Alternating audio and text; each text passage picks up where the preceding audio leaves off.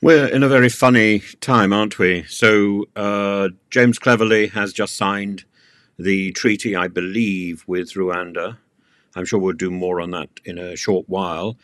Meanwhile, I wanted to look at some of the comments. Tony Boy Seven Mo says spouse visa is now dependent on £36,000 800 salary of the British partner. Absolutely, it's outrageous that effectively now, as Matt Hancock would say, I just fell in love. Well, you can't do that now unless you have a salary of about £40,000, and that is outrageous. I think that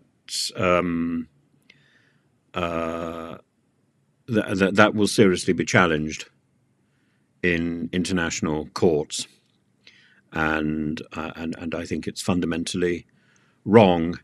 I think it's also very interesting that today is the beginning of the court case that challenges the Home Office decision not to grant police protection to Prince Harry when he's in the UK.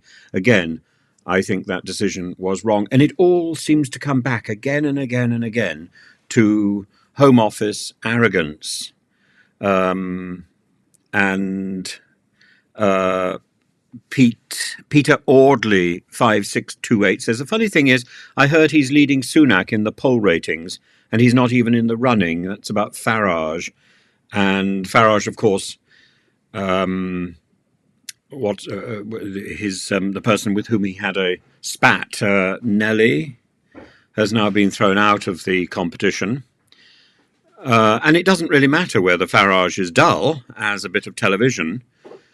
There's now this momentum to see whether or not he's going to win. Because in the end, this is how the narrative is packaged by ITV. If they want Farage to look interesting, actually, they can make a plant look interesting. If left to ITV, ITV could have made Liz Truss exciting. But ITV is determined to make Farage look as dull as possible. I suppose they're complaining about it, but it is absurd. Farage can be made to look interesting. It's all in the editing. It's all in the edit.